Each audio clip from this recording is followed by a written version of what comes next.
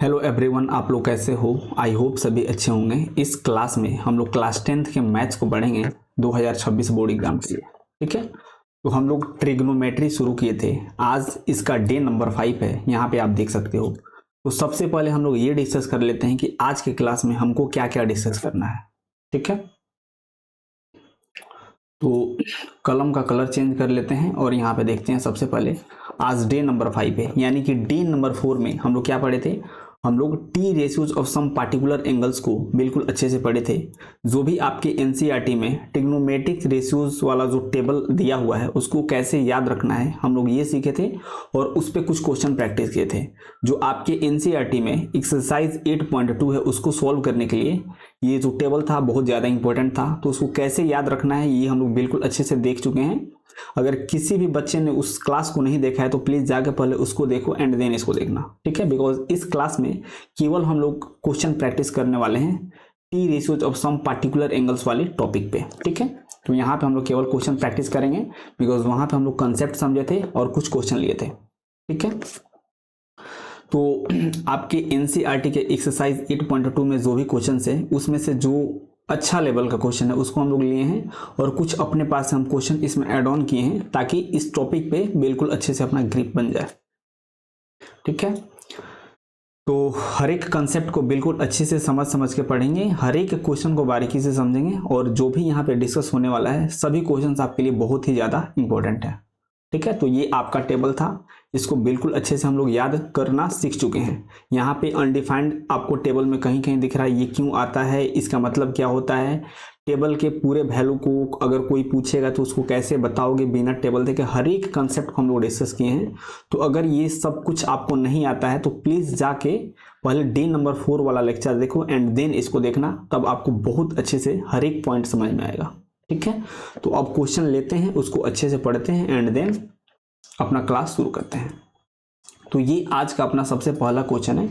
यहाँ पे आपको एक एक्सप्रेशन दिया है, ये आपके एनसीईआरटी का सवाल है।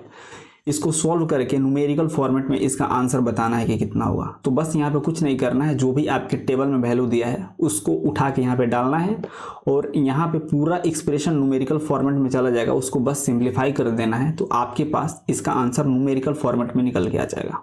ठीक है, तो बस इसको सॉल्व करना शुरू करते हैं।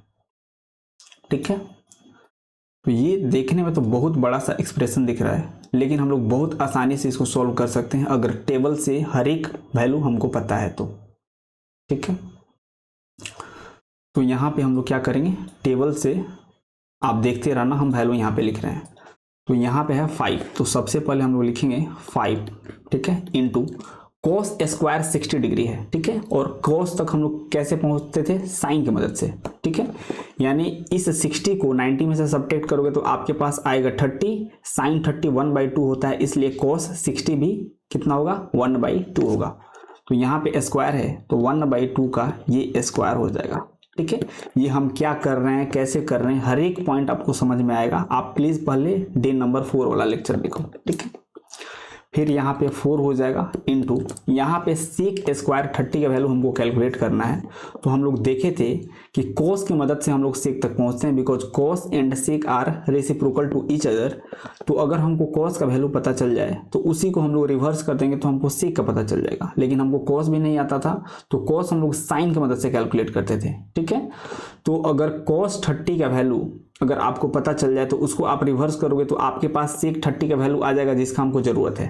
तो cos 30 हम लोग कैसे निकालेंगे, क्या करेंगे, 90 में से 30 को घटाएंगे तो अपने पास आएगा 60, साइन 60 होता है √3/2, तो cos 30 भी √3/2 होगा, उसको रिवर्स करोगे तो आपके पास सेक 30 2/√3 आएगा। ठीक है, तो ये 2/√3 हो जाएगा और इसका स्क्वायर हो जाएगा, बिकॉज आपको क्वेश्चन में सेक स्क्वायर 30 डिग्री का वैल्यू पूछा है। ठीक है, माइनस 1045 1 होता है, तो ये 1 का स्क्वायर हो जाएगा। यहाँ तक आई होप किसी भी बच्चे को कोई भी प्रॉब्लम नहीं होगा। सेम उसी प्रकार से साइन स्क्वायर 30 बोला है तो साइन 30 1/2 होता है, तो यहाँ पे 1/2 का स्क्वायर हो जाएगा, बिकॉज यहाँ पे साइन स्क्वायर 30 का वैल्यू भरना है। उसी प्रकार से cos स्क्वायर 30 है तो 90 में से 30 घटाओगे तो आपके पास आएगा 60, साइन 60 √3/2 होता है, इसलिए cos 30 is also equal to √3/2। तो यहाँ पे √3/2 2 का स्क्वायर हो जाएगा, बिकॉज यहाँ पे cos स्क्वायर 30 बताना था। ठीक है, तो जो भी हमको क्वेश्चन में डेटा दिया था उसको हम लोग न्यूमेरिकल फॉर्मेट में लिख चुके हैं। अब इसको सिंप्लीफाई कर दो, अपने पास आंसर आ जाएगा। तो नेक्स्ट पेज पे इसको हम लोग क्या करेंगे, सिंप्लीफाई करेंगे। ठीक है,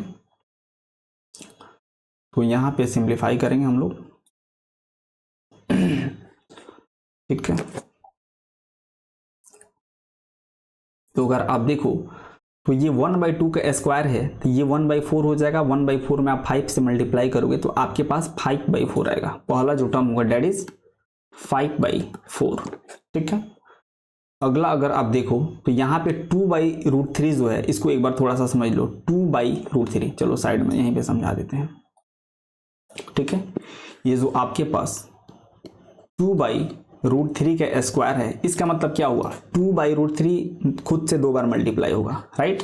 यानी इसको आप 2/√3 इंटू 2/√3 लिख सकते हो। ठीक है, तो न्यूमरेटर में जो 2 बार 2 आपको दिख रहा है दोनों मल्टीप्लाई होगा तो ये हो जाएगा 4, और डिनोमिनेटर में जो ये दिख रहा है ये एक ही रूट के अंदर दोनों आ जाएगा, तो ये 4 हो जाएगा और ये नीचे 3 हो जाएगा, राइट। यानी 2/√3 का जो होल स्क्वायर है डेट इज इक्वल टू 4/3। ठीक है, और ये जो 4/3 है, ये जब बाहर वाला 4 दिख रहा है उससे मल्टीप्लाई हुआ तो ये 16/3 हो जाएगा, राइट। तो यहाँ पे क्या हो जाएगा, +16/3, ये हो जाएगा +16/3। आई होप ये समझ में आपको आ रहा होगा। ठीक है, तो इसको इरेज करते हैं एंड देन आगे लिखेंगे। ठीक है, तो अब क्या हो जाएगा, -1 का स्क्वायर है तो 1 का स्क्वायर इज 1, तो यहाँ पे हो जाएगा -1।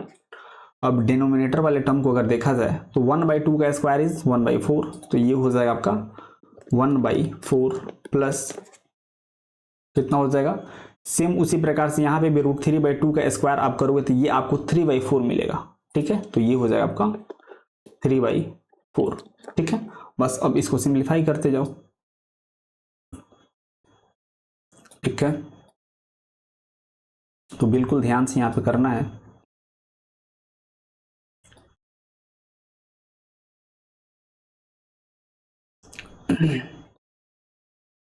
अगर न्यूमरेटर वाले का आप एलसीएम निकालोगे तो ये कितना हो जाएगा, ये हो जाएगा आपका 12। ठीक है, तो 4 से आप 12 में डिवाइड करोगे तो आपके पास आएगा 3 से 5 में मल्टीप्लाई करोगे तो ये हो जाएगा 15, प्लस फिर 3 से आप 12 में डिवाइड करोगे तो आएगा 4 में 16 से मल्टीप्लाई करोगे तो कितना हो जाएगा, ये हो जाएगा आपका 64 माइनस, ठीक है, यहाँ पे हो जाएगा 12। सेम उसी प्रकार से आप डिनोमिनेटर को सॉल्व करोगे तो एलसीएम कितना आ जाएगा, ये आपके पास आया है, इसको सिंप्लीफाई करने पे फिर इसको आप सिंप्लीफाई करोगे तो यहाँ पे आप नीचे लिखोगे तो एलसीएम हो जाएगा 4 एंड यहाँ पे हो जाएगा 1 + 3। ठीक है, तो इसको नेक्स्ट पेज पे पहले करते हैं। ठीक है,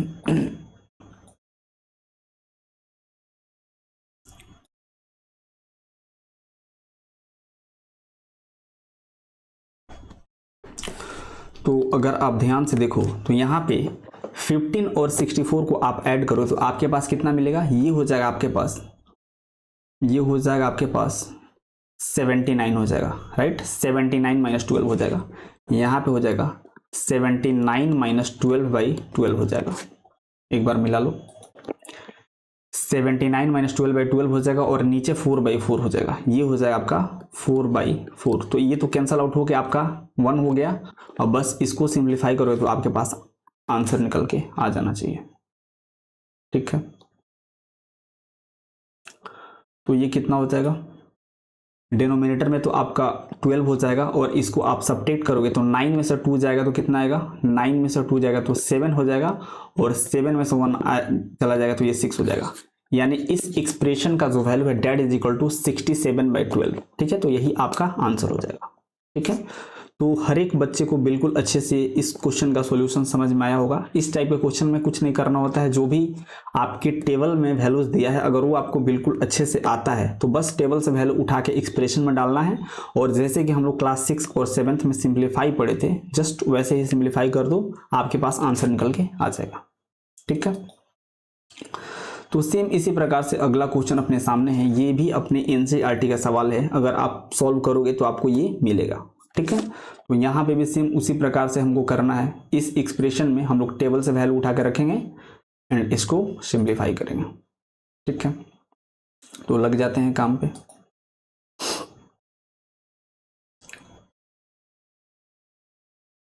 तो रखते हैं वैल्यू। साइन 30 कितना होता है? साइन 30 इज 1/2, तो ये हो जाएगा 1/2 प्लस 1045 1 होता है। ठीक है, तो ये 1 हो जाएगा माइनस हमको कोसेक 60 चाहिए। तो हम लोग जानते हैं कि साइन की मदद से हम लोग कोसेक तक पहुंचते हैं, because sine and cosec both are reciprocal to each other.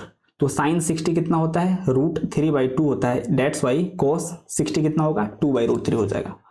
तो ये वाला वैल्यू 2/√3 हो जाएगा। सेम इसी प्रकार से अब हम लोग डिनोमिनेटर को सॉल्व करेंगे। तो सेक 30 का वैल्यू निकालना, ये आएगा आपके पास 2/√3। ठीक है, यहाँ पे देखो इधर हम लोग निकाले भी थे सेक 30।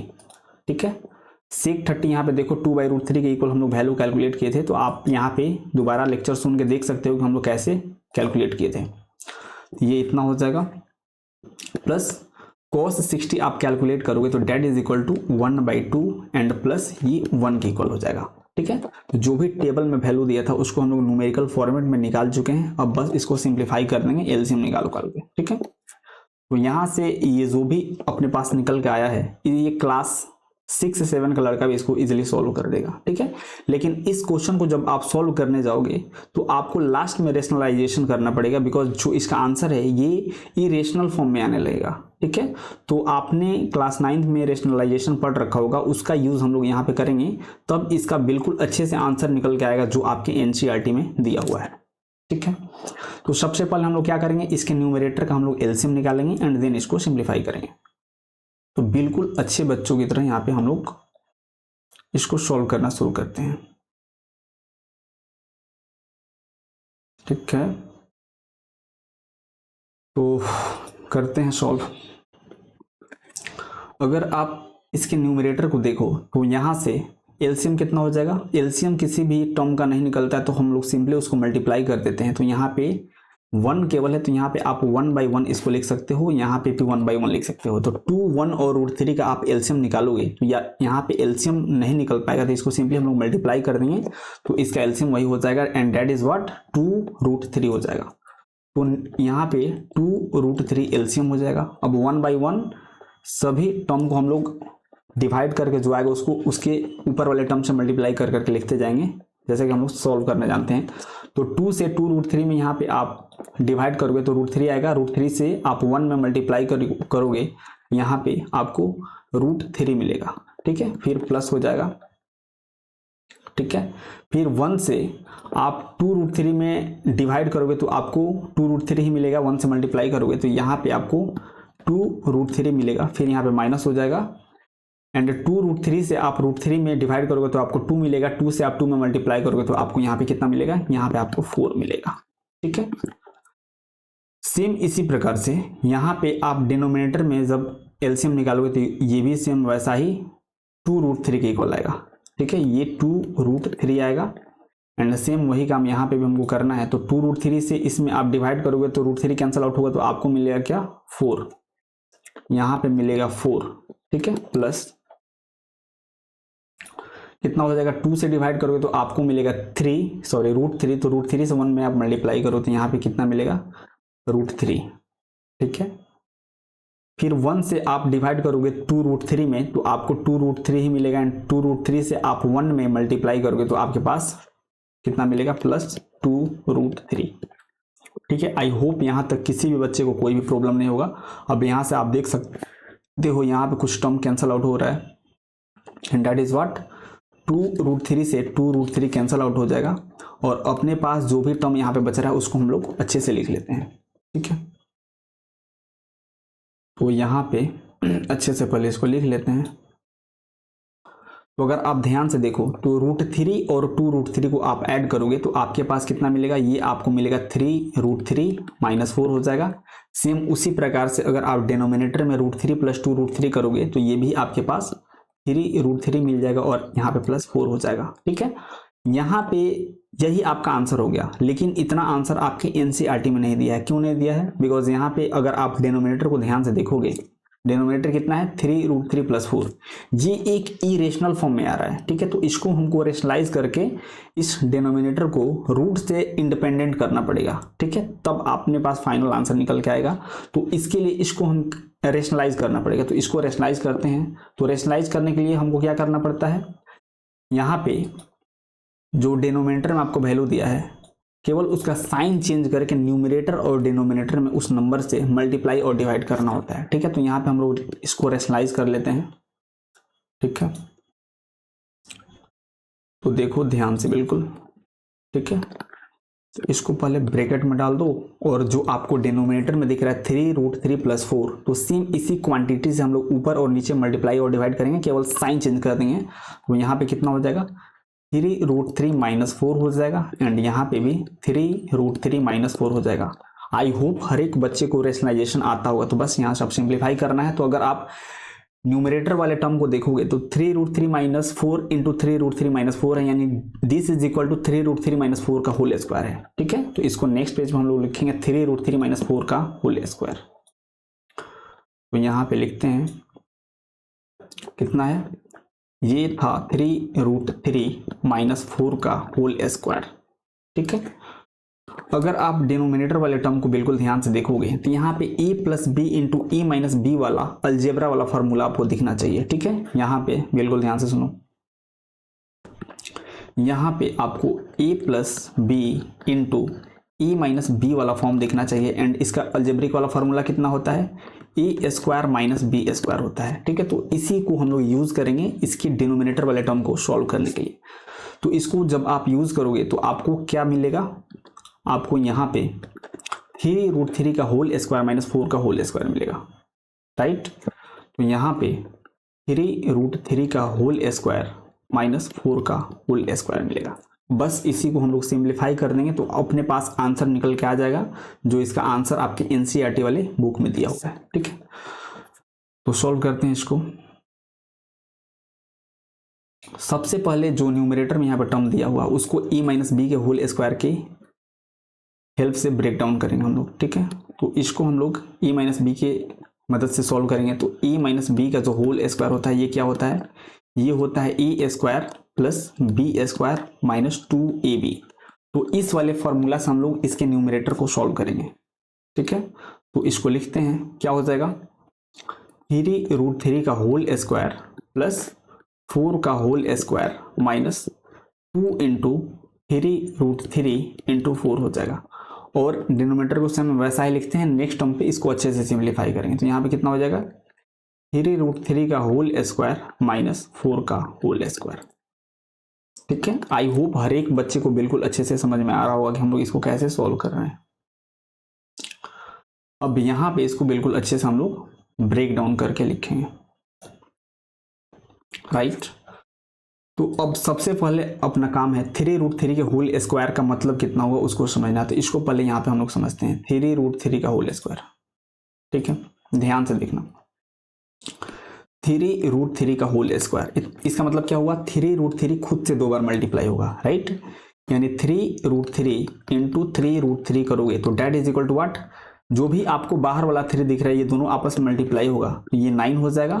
और जो दोनों 3 रूट के अंदर है उसको सेम एक ही रूट में ला दो तो यहाँ पे ये 3 इंटू 3 हो जाएगा। और हम लोग बिल्कुल अच्छे से जानते हैं किसी रूट के अंदर 2 सेम क्वांटिटी होता है तो उसके बदले सिर्फ एक बाहर निकलता है, यानी यहाँ पे कितना हो जाएगा 9 इंटू 3 यानी that is equal to what, ये 27 हो जाएगा। यानी 3√3 का होल स्क्वायर है ये 27 के इक्वल होगा, ठीक है। तो यहाँ पे अगर आप ध्यान से देखो तो 3√3 का होल स्क्वायर बोला है और अभी जस्ट हम लोग इसको कैलकुलेट किए हैं, ये 27 के इक्वल है, ठीक है। और प्लस आपका 16 हो जाएगा बिकॉज यहाँ पे आपको 4 का होल स्क्वायर भी करना था। और इस वाले टर्म को आप सिंप्लीफाई करोगे तो रूट से बाहर जो भी टर्म दिख रहा है सबको मल्टीप्लाई कर दो, ठीक है।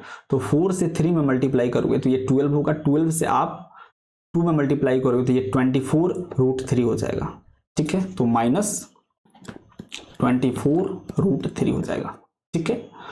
अगर आप डिनोमिनेटर में देखोगे तो यहाँ पे भी आपको 3√3 का होल स्क्वायर करना है और हम लोग इसको ऊपर ऑलरेडी कर चुके हैं जो कि 27 के इक्वल है। और -4 का स्क्वायर करो तो ये आपके पास 16 निकल के आ जाएगा, ठीक है। तो यहाँ तक हर एक बच्चे को बिल्कुल अच्छे से डेफिनेटली समझ में आना चाहिए, ठीक है, क्योंकि यहाँ तक कुछ था ही नहीं। अब बस इसको और थोड़ा सा हम लोग सिंप्लीफाई कर देंगे, अपना आंसर आ जाएगा, ठीक है।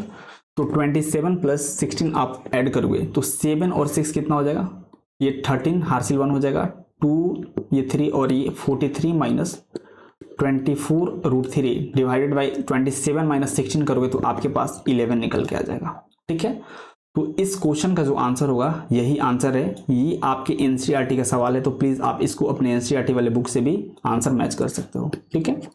तो इस प्रकार से बहुत आसानी से आप इस क्वेश्चन को सॉल्व कर सकते हो। ये बहुत ज़्यादा इंपॉर्टेंट है आपके बोर्ड एग्जाम के लिए भी, ठीक है। तो इसको बिल्कुल अच्छे से आप एक बार रिवाइज कर लेना एंड देन डेफिनेटली ये क्लियर हो जाना चाहिए, ठीक है।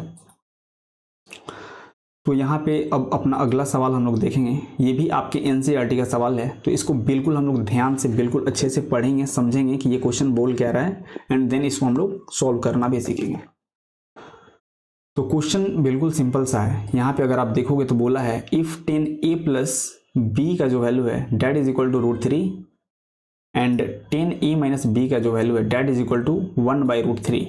और यहाँ पे हमको एक कंडीशन दिया है कि जो a प्लस बी का वैल्यू होना चाहिए डेट इज व्हाट 0 डिग्री से बड़ा होना चाहिए और 90 डिग्री के इक्वल भी हो सकता है और इससे छोटा भी हो सकता है। तो ये एक कंडीशन है a और b पे, और जो a का वैल्यू है that is greater than b, then a और b का वैल्यू बताना है कि कितना होगा। तो यहाँ पे बहुत सारा कुछ बोल दिया है, ठीक है। तो 1 बाई 1 करके इस क्वेश्चन को हम लोग डिकोड करेंगे और सॉल्व करना शुरू करेंगे, ठीक है। तो स्टार्टिंग में जो हमको दो डेटा दिया है 10a प्लस बी का वैल्यू √3 और 10a माइनस बी का वैल्यू 1/√3, सबसे पहले इसको हम लोग डिकोड करते हैं। तो नेक्स्ट पेज पे आ जाओ और वहां से सॉल्व करना शुरू करते हैं, ठीक है। सबसे पहले 10a प्लस बी का वैल्यू जो है वह √3 के इक्वल है, इसको देखते हैं। 10a प्लस बी का जो वैल्यू है ये √3 के इक्वल है, इसको पहले समझो, बिल्कुल ध्यान से देखना,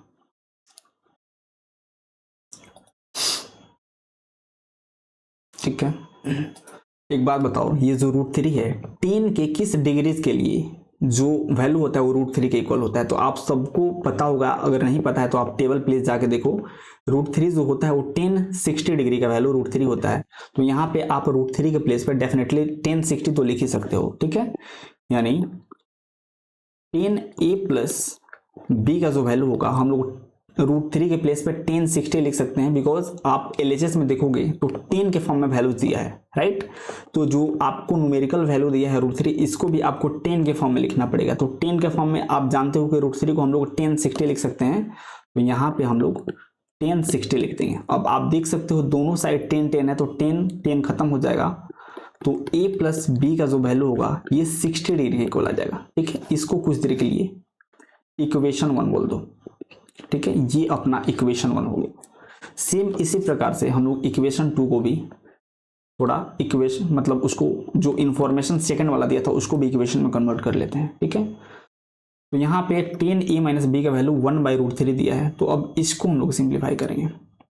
यहाँ पे करते हैं 10a माइनस बी का जो वैल्यू है डेट इज इक्वल टू 1/√3 आपको दिया था, ठीक है। तो इसको हम लोग सॉल्व करते हैं, देखते हैं। अगर आप टेबल में देखोगे तो 1/√3 का जो वैल्यू है ये 1030 के इक्वल है, ठीक है। तो आपके एलएचएस में 10 के फॉर्म में वैल्यू दिया है, तो इसको भी आप 10 के फॉर्म में 1/√3 को 1030 लिख सकते हो। तो यहाँ पे आपके पास हो जाएगा 10a minus B is equal to 1030 हो जाएगा। दोनों साइड 10 है तो इक्वेशन आपके पास क्या बन जाएगा, a minus B is equal to 30 बन जाएगा। आप इसको इक्वेशन सेकंड बोल दो, ठीक है।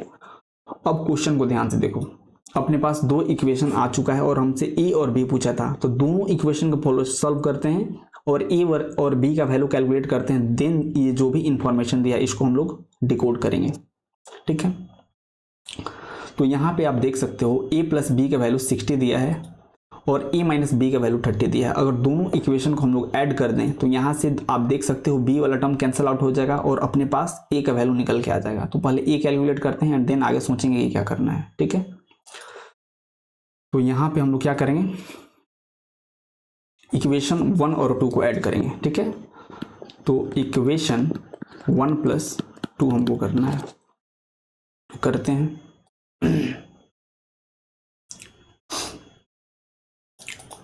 तो यहाँ पे इक्वेशन 1 कितना दिया है, अगर आप देखोगे तो इक्वेशन 1 कितना दिया है, a plus B is equal to 60 दिया है। तो a plus B is equal to 60 हो जाएगा और a minus B is equal to 30 दिया था। इसको ऐड करना है तो ऐड करते हैं। तो यहाँ से एक पहले लाइन हम लोग ड्रॉ कर लेंगे एंड जब इसको आप ऐड करोगे तो देखो क्या मिलेगा।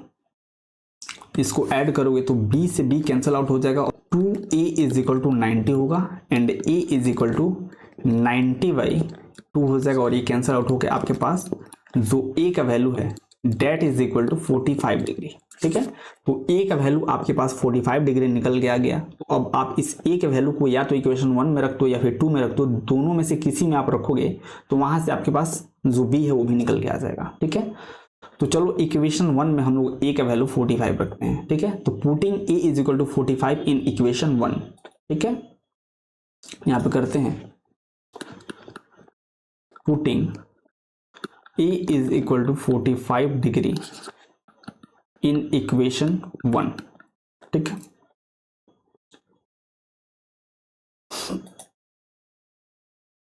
तो इक्वेशन 1 हमको कितना दिया है, इक्वेशन 1 दिया है a plus B is equal to 60। ठीक है, तो a plus B is equal to 60 हमको दिया था और हम लोग जानते हैं कि a का वैल्यू अपने पास 45 निकल गया है। तो इस a के प्लेस में हम लोग कितना रखेंगे, इस a के प्लेस में हम लोग रखेंगे 45 plus b is equal to हो जाएगा 60, यानी यहाँ से b इज इक्वल टू हो जाएगा 60 माइनस 45 और यहाँ से आप अगर सॉल्व करोगे यहाँ पे आप 60 में से 45 सब्ट्रैक्ट करोगे तो आपके पास यहाँ पे कितना मिलेगा, यहाँ पे आपको मिल जाएगा 15।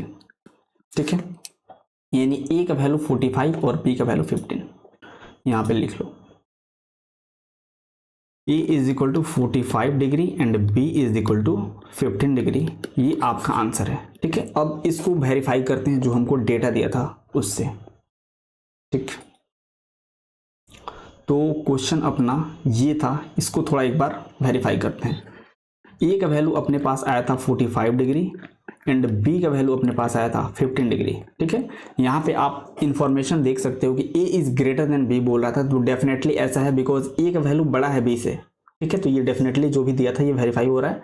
एंड सेकंड अपने पास बोला था जो a प्लस बी का वैल्यू होना चाहिए डेट इज इन बिटवीन 0 और 90 और 0 के बीच में होना चाहिए। तो डेफिनेटली अगर आप a प्लस बी करोगे तो 45 प्लस 15 करोगे तो ये आपके पास 60 के इक्वल आ रहा है, यानी a प्लस बी का जो वैल्यू है ये 60 के इक्वल आ रहा है। It means what, a plus B का जो वैल्यू है ये 0 डिग्री से बड़ा है एंड डेफिनेटली 90 डिग्री से छोटा है, यहाँ पे ऐसे बोल सकते हो।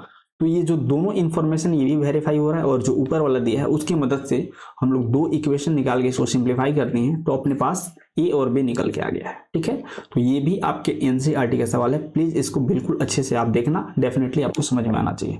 इसको थोड़ा सा एक बार रिवाइज कर लेते हैं बिकॉज बहुत ज्यादा इंपॉर्टेंट है एंड डेफिनेटली आपके एग्जाम में ये क्वेश्चन देखने को मिल सकता है।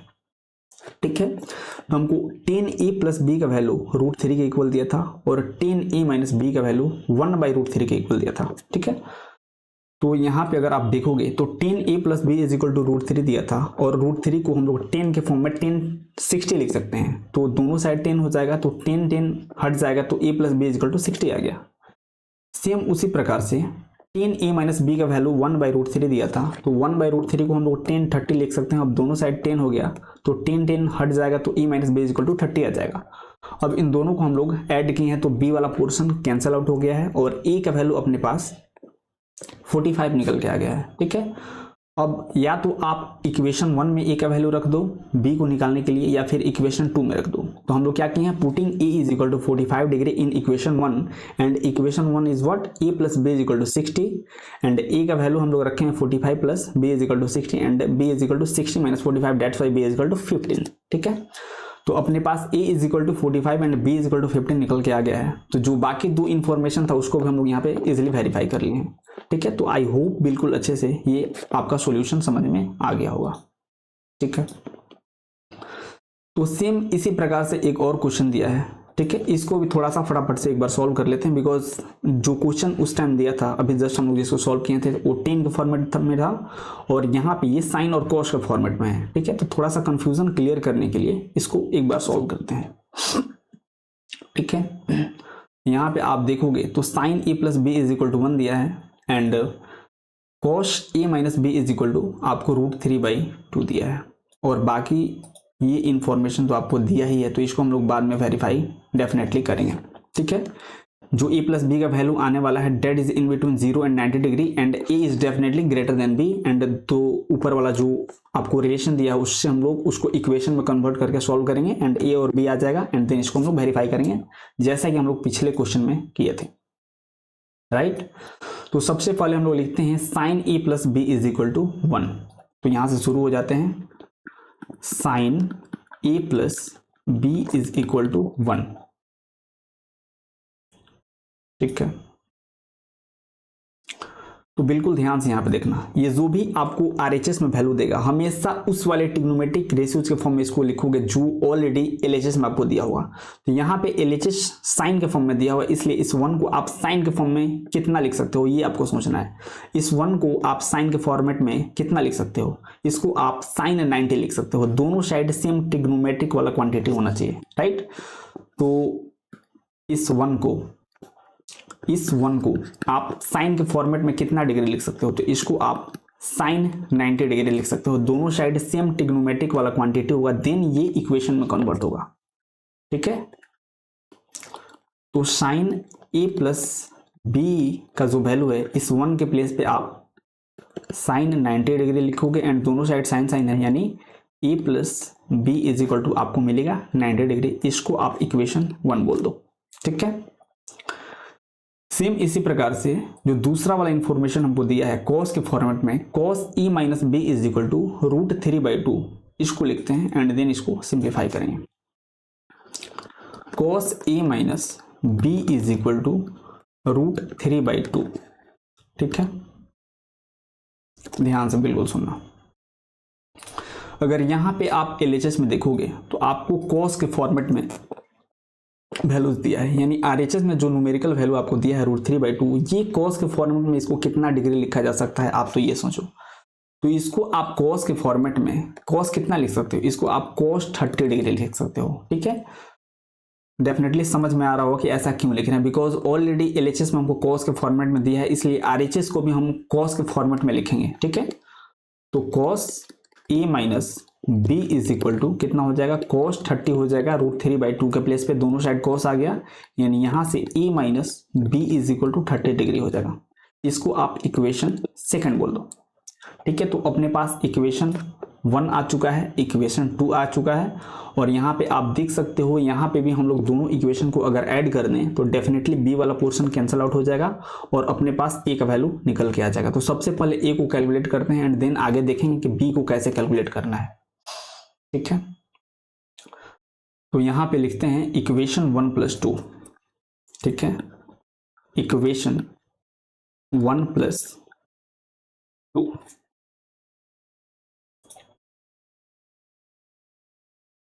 तो इक्वेशन 1 कितना दिया है, इक्वेशन 1 आपको दिया है, एक बार देख लेते हैं। Equation 1 is a + b is equal to 90। ठीक है, a + b is equal to 90 and equation 2 is what, a minus b is equal to 30। ठीक है, a minus b is equal to 30 degree.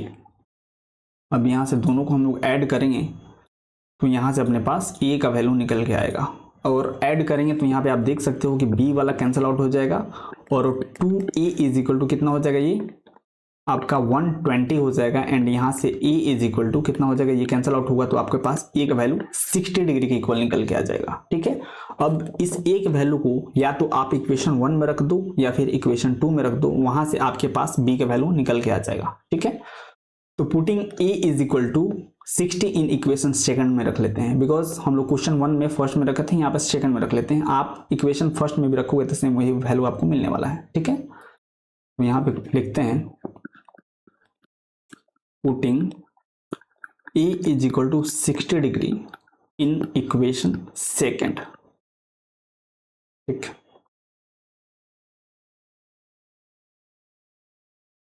और इक्वेशन सेकंड कितना दिया है, a minus B is equal to 30, ठीक है, a minus B is equal to 30 degree दिया है, और a के प्लेस पे कितना रखना है, 60 minus B is equal to 30, तो यहां से कितना हो जाएगा, b is equal to 60 minus 30 हो जाएगा, and b is equal to कितना आ जाएगा, 30 डिग्री आ जाएगा। यानी आप देख सकते हो अपने पास जो a का वैल्यू है, a का वैल्यू 60 डिग्री के इक्वल निकल के आया है और b का वैल्यू 30 डिग्री के इक्वल निकल के आया है, ठीक है। यानी जो अपने को दूसरा जो दो कंडीशन यहाँ पे दिया हुआ था इसको मैच करते हैं। a का वैल्यू 60 डिग्री आया है अपने पास और b का वैल्यू 30 डिग्री निकल के आया है। यानी यहाँ पे देख सकते हो definitely a is greater than b because a is equal to 60 and b is equal to 30। तो ये a is greater than b definitely verify हो रहा है। अगर आप a प्लस b करो तो यहाँ पे 60 प्लस 30 इज इक्वल टू ये भी 90 आ रहा है। यानी यहाँ से आप बोल सकते हो कि जो a प्लस b का जो वैल्यू है, राइट, ये 0 डिग्री से बड़ा है और 90 से छोटा और इक्वल का साइन दिया है, तो यहाँ पे इक्वालिटी होल्ड कर रहा है। तो डेफिनेटली ये आपका जो सेकंड वाला रिलेशन ये भी वेरीफाई यहाँ पे हो रहा है, ठीक है। तो इस टाइप के क्वेश्चन डेफिनेटली आपको बिल्कुल अच्छे से प्रैक्टिस कर लेने चाहिए बिकॉज आपको एग्जाम में डेफिनेटली मिलेंगे, ठीक है। तो अब नेक्स्ट वैरायटी ऑफ क्वेश्चन देखते हैं। इसको बिल्कुल अच्छे से हम लोग पढ़ेंगे, फिगर बनाएंगे एंड देन इसको सॉल्व करेंगे, ठीक है। तो बोला है in right angle triangle A B C angle B is equal to 90 degree दिया है। तो सबसे पहले एक राइट एंगल ट्रायंगल बनाते हैं और बी पे 90 डिग्री का वर्टेक्स बनाते हैं, ठीक है। तो अपने पास ये रहा एक राइट एंगल ट्रायंगल, ठीक है। इसमें हम लोग क्या करेंगे, क्वेश्चन में ऑलरेडी बोल चुका है कि जो वर्टेक्स बी होगा उसी पे 90 डिग्री का एंगल बनना चाहिए। तो यहाँ पे 90 डिग्री का एंगल बन रहा है, यानी इसको हमको बी बोलना पड़ेगा, राइट। चलो इसको ए बोल देते हैं, ए बी और ये मान लो सी हो गया, ठीक है। अब क्वेश्चन में बोला है, जो भी बोला है उसको लिखते हैं, ठीक है। क्वेश्चन में बोला है जो ए बी का वैल्यू है that is equal to 3 centimetre. तो जो ए बी है ये 3 सेंटीमीटर है और जो ए सी है ये कितना है, ये 6 सेंटीमीटर है। और हमसे एंगल सी और एंगल ए का वैल्यू पूछा है। एक बार बिल्कुल अच्छे से इसको मिला लो, ठीक है। ए बी सी अपने को ट्रायंगल बोला था, तो हम लोग ए बी सी एक ट्रायंगल बना दिए हैं जिसमें वर्टेक्स बी पे 90 डिग्री एंगल बनना था और ए बी का वैल्यू 3 सेंटीमीटर है और ए सी का जो वैल्यू है डेट इज 6 सेंटीमीटर। देन हमसे एंगल ए और एंगल सी का वैल्यू पूछा है जो कि इस राइट एंगल ट्रायंगल में एक्यूट एंगल का काम कर रहा है, ठीक है। तो अगर इस एक्यूट एंगल को हम लोग थीटा एज्यूम करके इसमें परपेंडिकुलर बेस और हाइपोटेन्यूज को मार्क करें तो थोड़ा बताना ये क्या होगा। जो ए बी होगा ये आपका बेस हो जाएगा, जो ए सी होगा ये आपका हाइपोटेन्यूज हो जाएगा, ये हाइपोटेन्यूज हो जाएगा, ठीक है, ये हाइपोटेन्यूज हो जाएगा। और जो बी सी होगा ये आपका परपेंडिकुलर हो जाएगा। मतलब इस right angle triangle A B C में आपको बेस और हाइपोटेन्यूज दिया है और हमसे एंगल पूछ लिया है। यानी बेस और हाइपोटेन्यूज साइन थीटा में होता है, राइट। यानी sine theta is equal to cos theta में होता है ना, बेस और हाइपोटेन्यूज कॉस थीटा में होता है। यानी आप cos theta is equal to B by H लिख सकते हो। इतना लिखो फिर आपको समझ में आएगा कि इस एंगल को हम लोग कैसे निकाल सकते हैं, ठीक है। तो इन ट्रायंगल ए बी सी, तो ट्रायंगल ए बी सी में अगर आप जाओगे तो cos theta is equal to आप b बाई एच लिख सकते हो, राइट। b का वैल्यू कितना है, b है आपका ए बी और h है आपका ए सी, ठीक है। यानी ए बी बाई ए सी। और आप देख सकते हो कि आपको क्वेश्चन में ए बी का वैल्यू 3 सेंटीमीटर और ए सी का वैल्यू 6 सेंटीमीटर दिया हुआ है। यानी 3 बाई ये 6 हो जाएगा। यानी cos theta is equal to 3 by 6 आएगा, यहां से कैंसिल आउट करोगे तो आपके पास cos theta is equal to 1/2 निकल के आ रहा है, ठीक है। बिल्कुल ध्यान से सुनना, ठीक है। इस वाले क्वेश्चन में आपको cos theta is equal to 1/2 मिल रहा है। तो आप एक बार बताना, यहाँ पे हमसे एंगल का वैल्यू पूछा है और थीटा हम लोग किस एंगल को बोले हैं, अगर आप ध्यान से देखोगे तो एक्यूट एंगल ए को हम लोग थीटा बोले हैं। यानी cos थीटा का प्लेस पे आप cos ए भी लिख सकते हो, ठीक है। यानी ये जो cos थीटा लिखा है इसको आप cos A is equal to 1/2 भी लिख सकते हो, ठीक है। तो आप यहाँ पे अगर ध्यान से देखो तो आपको LHS में कॉस के फॉर्म में सब कुछ वैल्यू दिया है, तो 1/2 को यानी इस 1/2 को अगर कॉस के फॉर्म में लिखना होगा तो आप इसको कितना लिख सकते हो, आप इसको cos 60 लिख सकते हो। ठीक है, इस 1/2 को आप cos 60 लिख सकते हो, राइट, यानी cos A is equal to cos 60 हो जाएगा। दोनों साइड सेम सेम ट्रिग्नोमेट्रिक वाला वैल्यू आना चाहिए, जैसा कि हम लोग पिछले 2 क्वेश्चन से करते आ रहे हैं। ठीक है, तो cos से cos हट जाएगा, तो एंगल A का जो वैल्यू होगा ये 60 डिग्री के इक्वल निकल के आ जाएगा। ठीक है, बहुत इंटरेस्टिंग क्वेश्चन है, डेफिनेटली इसको ध्यान से देखना। ठीक है, यानी जो थीटा है, जो एंगल ए है, ये आपको 60 डिग्री के इक्वल मिल गया। और हम लोग बिल्कुल अच्छे से जानते हैं कि किसी भी ट्रेंगल में तीनों एंगल का जो सम होता है, जो एंगल सम प्रॉपर्टी होता है, that is equal to 180 degree. मतलब किसी भी ट्रेंगल के तीनों इंटीरियर एंगल का जो सम होता है वह 180 के इक्वल होता है।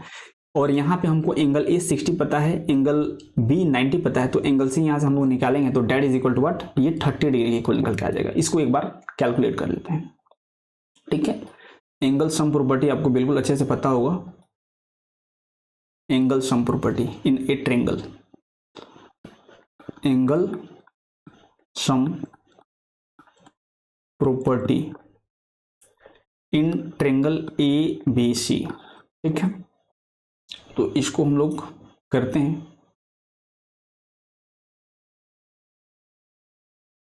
तो ये क्या हो जाएगा, angle A plus angle B plus angle C is equal to 180 degree हो जाएगा। और हम लोग एंगल A को कैलकुलेट किए थे, that is equal to 60 degree. ठीक है, और एंगल B का वैल्यू 90 दिया था और हमें एंगल C कैलकुलेट करना था।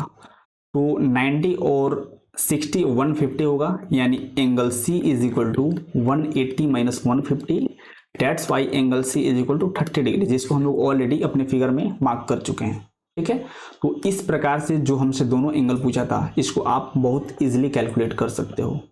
ठीक है, तो हमसे एंगल C पूछा था, तो एंगल C अपने पास कितना आया है, ये 30 डिग्री के इक्वल आया है, और जो एंगल A है ये अपने पास 60 डिग्री के इक्वल आया है। तो ऐसे भी क्वेश्चन आपसे पूछा जा सकता है, बिल्कुल अच्छे से हर एक पॉइंट को समझ समझ के पढ़ना है और इसको प्रैक्टिस भी करना है। ठीक है, तो लेक्चर पे बिल्कुल अच्छे से आपका फोकस होना चाहिए, बिकॉज बहुत कंसेप्चुअल सब कुछ चल रहा है, और जो भी क्वेश्चन क्लास में इलस्ट्रेशन के फॉर्म में कराया जा रहा है, that is very very important. ठीक है, तो सेम इसी वैरायटी का एक और सवाल लेते हैं एंड उसको सॉल्व करते हैं। ठीक है, तो सेम वैसा ही ये अपना अगला क्वेश्चन है, इसको भी बिल्कुल अच्छे से पढ़ते हैं एंड इसको देखते हैं कि ये कैसे सॉल्व होगा। तो in right angle triangle APQR, angle Q का जो वैल्यू है that is equal to 90 degree and angle P आपको 30 डिग्री दिया है। तो यहाँ पे भी सबसे पहले एक हम लोग ट्रेंगल बनाते हैं, right angle triangle, and then इसको एनालाइज करते हैं। ठीक है, तो अपने पास एक ट्रेंगल आ गया है और यहाँ पे भी बोला है जो वर्टेक्स Q होना चाहिए उस पर आपको 90 डिग्री एंगल बनाना है। ठीक है, तो चलो बना लेते हैं। यहाँ पे 90 डिग्री का एंगल बन रहा है, तो इसको हमको Q बोलना पड़ेगा, ऐसा क्वेश्चन खुद बोल रहा है। ठीक है, और बोल रहा है कि P पे 30 डिग्री का एंगल होना चाहिए, तो मान लेते हैं यहाँ पे P हो गया, यहाँ पे Q हो गया, तो यहाँ पे अगर R बोल देंगे तो अपने पास एक ट्रेंगल PQR आ गया, जिसमें एंगल Q का जो वैल्यू है that is equal to 90 degree and बोल रहा है कि P पे 30 डिग्री का एंगल बनना चाहिए, तो यहाँ पे चलो 30 डिग्री का एंगल बना लेते हैं। उसके बाद से बोल रहा है कि जो PQ का वैल्यू है that is equal to 9 centimetre, तो हमसे QR यानी QR का वैल्यू पूछ लिया। QR मतलब ये वाला साइड हमसे पूछ लिया। ठीक है, तो इसको कैलकुलेट करते हैं। चलो, तो जो वाला वैल्यू हमको दिया है यानी एंगल P का वैल्यू हमको 30 डिग्री दिया है, तो एंगल P के रिस्पेक्ट में अगर यहाँ पे हम लोग परपेंडिकुलर बेस और हाइपोटेन्यूज को मार्क करें, तो ये जो 9 सेंटीमीटर आपका जो PQ का वैल्यू है ये आपका बेस हो जाएगा, जो आपको नहीं दिया है QR ये आपका परपेंडिकुलर हो जाएगा और PR आपका हाइपोटेन्यूज हो जाएगा। ठीक है, तो जो आपको दिया है और जो आपसे पूछा है, आप सिर्फ इतना सोचो कि ये किस ट्रिग्नोमेट्रिक रेशियोज में आता है। आपको दिया है PQ, राइट, आपको PQ दिया है 9 सेंटीमीटर के इक्वल और आपसे पूछा है QR। ठीक है, तो PQ आप कि इस ट्रेंगल का बेस है और जो आपसे पूछा है वो इस ट्रेंगल का परपेंडिकुलर है। तो बेस और परपेंडिकुलर किस ट्रिग्नोमेट्रिक रेशियोज में आता है, इसके बारे में आप सोचो। बिल्कुल ध्यान से सुनो हम क्या बोल रहे हैं। यहाँ पे बोला था कि आपको एक ट्रेंगल पी क्यू आर दिया है जिसमें वर्टेक्स क्यू पे 90 डिग्री एंगल बन रहा है और एंगल पी 30 डिग्री है, और इस क्वेश्चन में आपको पी क्यू का वैल्यू 9 सेंटीमीटर दिया है और क्यू आर पूछ लिया है। तो यहाँ पे जो आपका ये 30 डिग्री जो एक्यूट एंगल बन रहा है उसके रिस्पेक्ट में अगर इस ट्रेंगल में आप परपेंडिकुलर बेस और हाइपोटेन्यूस मार्क करोगे तो ये जो आपका पी क्यू है जो कि आपका 9 सेंटीमीटर के इक्वल दिया है तो ये आपका बेस हो जाएगा, राइट। और जो आपका क्यू आर है जो हमसे पूछा है ये इसका परपेंडिकुलर हो जाएगा, एंड जो रिमेनिंग थर्ड साइड है P R that is hypotenuse. तो हाइपोटेन्यूस से तो कोई मतलब ही नहीं है क्योंकि वो तो हमसे पूछा ही नहीं है, हमसे पूछा है क्यू आर और दिया है पी क्यू। तो जो दिया है और जो पूछा है वर्टेक्स पी के रिस्पेक्ट में ये दोनों क्या है, बेस और परपेंडिकुलर। तो आप तो ये सोचो कि बेस और परपेंडिकुलर का रेशियो क्या होता है, तो बेस और परपेंडिकुलर का रेशियो होता है tan थीटा, राइट। और हम लोग वर्टेक्स पी के रिस्पेक्ट में बात कर रहे हैं यानी tan p का वैल्यू क्या हो जाएगा, बेस बाई परपेंडिकुलर, ठीक है।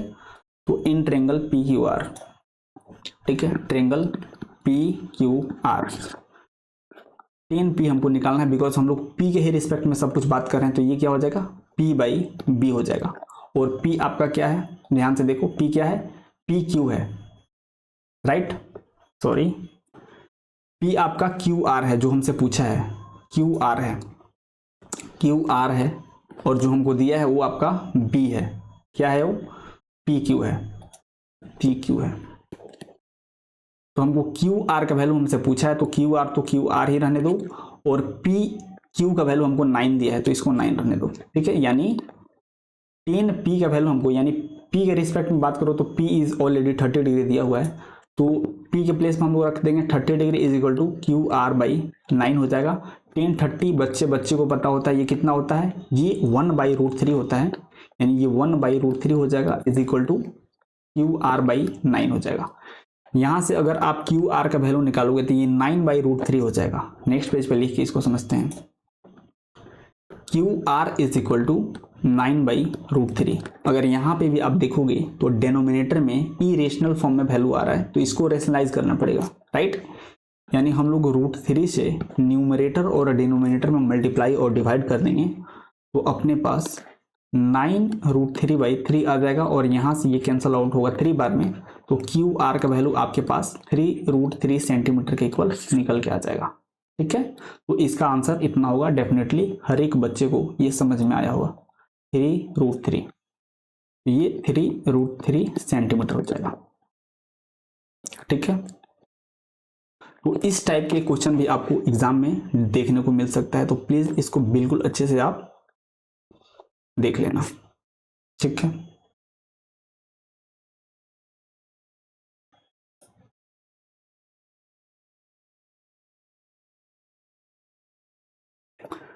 ओके देन आज के लिए इतना ही रहने देते हैं। आई होप आज की क्लास में जितने भी क्वेश्चंस कराए गए हैं हर एक बच्चे को बिल्कुल अच्छे से समझ में आया होगा, राइट।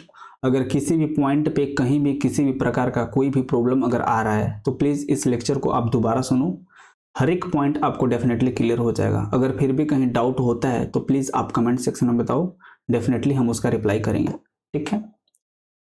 तो नेक्स्ट क्लास से हम लोग ट्रिग्नोमेट्रिक आइडेंटिटीज़ को शुरू करेंगे।